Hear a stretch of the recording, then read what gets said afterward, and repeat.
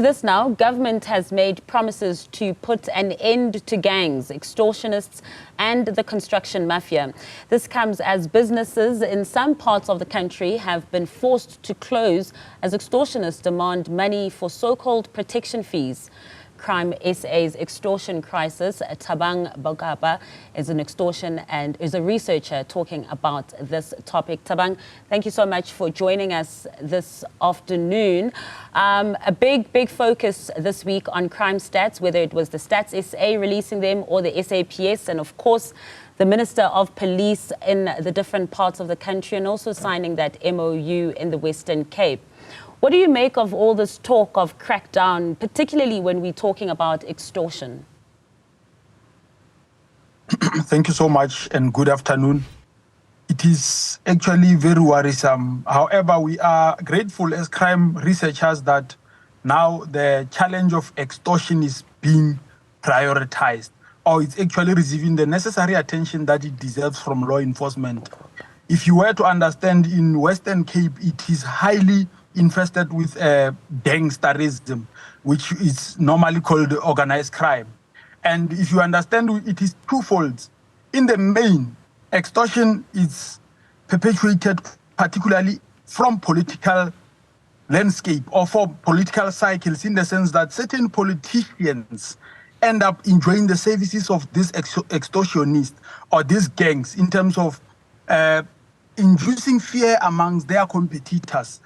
That's the first one. Secondly, it is now commercialized in the sense that in certain business fields, we've seen it in construction, it is also in the petroleum sector, it is also in the taxi industry, whereby the extortionists actually protect territories for certain individuals, particularly entrepreneurs and politicians. So it is now coming to affect ordinary citizens who are just trying to make a living. I mean, if you make an old lady who's selling on the street to pay protection fee, and that is because now the young ones, the young upcoming extortionists or young gangs are getting inspired by the fact that these people have been doing it for so long and they have always avoided the might of the law.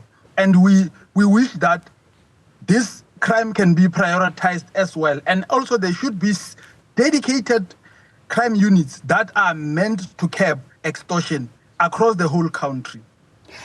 Thabang, at this point, you know, extortion has been such a big problem for many years now, from when we're thinking back to also the protection fees when it comes to the transport industry, where bus operators were targeted. Some have been shot at and passengers shot at because of allegedly the taxi industry wanting a protection fee of sort, or for them to be able to use those routes.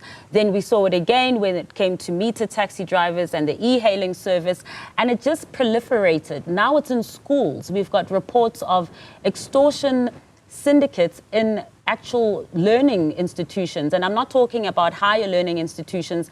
I'm talking as low as primary school and high school, where school children, as you say, have been inspired by those who've been able to get away with it, and now are perpetrating this crime in our schools.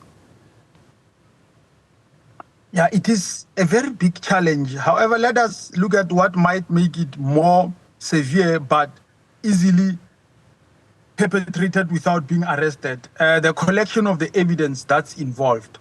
I think it is the main issue, because last night I was speaking to someone who's in Mpumalanga and they were saying we need more attention in this. The person is a senior leader in the South African Police Service.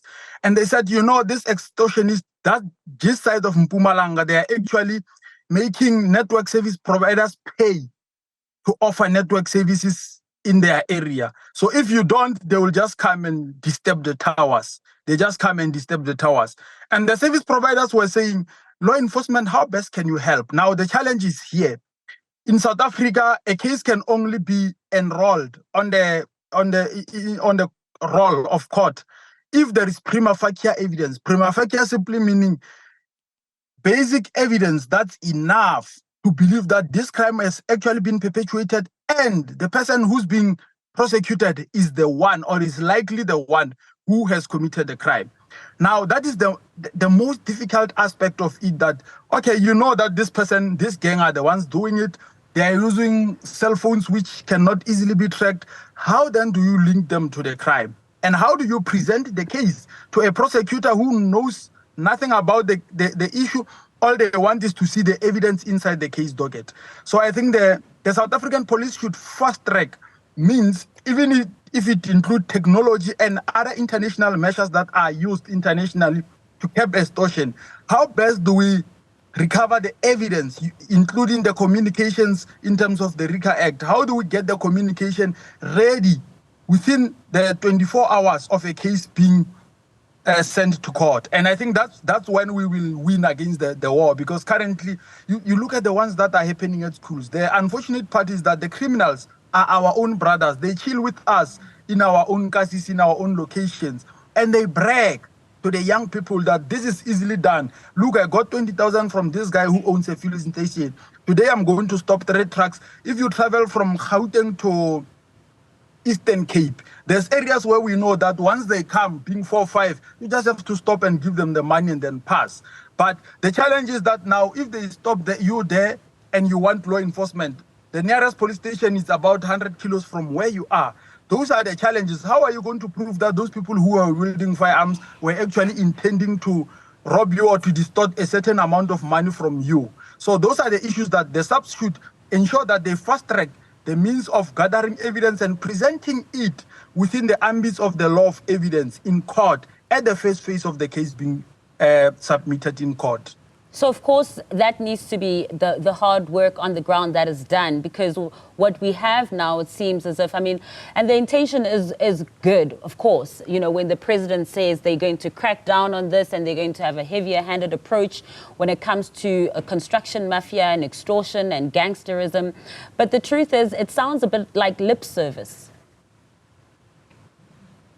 Yeah, you know, when you just talk on a media press and nothing is signed to say we are actually authorizing this project, we are actually authorizing this COVID operation, we are actually maybe even procuring services from us professionals who are offering these private services, to say, difficult as it may be, remember that some of the police officials, you'd find that the police station has 80% of the police who are staying in the same neighborhood as the criminals. They themselves fear the criminals. So you need to outsource the services of various forensic professionals, various crime investigators, various private investigators, even surveillance. We do surveillance. They need to procure private services to ensure that they keep these crimes without endangering the police officials who are actually just in the neighborhood. You know, the police official who was talking to me last night, she said to me, I'm a senior official. I'm actually a station commander here. I'm staying in the same street as more than 8 of these criminals. You arrest them today. By the night, the people are back. They even, you can't even sleep safe. Your children are not safe at home. So we need to actually come with means to privatize the investigations, which will be obviously commissioned by the police, and then the results given back to the police to be presented in court. And also the evidence can be presented by the specialists who were providing those services of private investigation to ensure that the police, their lives are safe, but also justice is done in the same process. Absolutely. Thabang Bogopa, thank you so much for your insights this afternoon.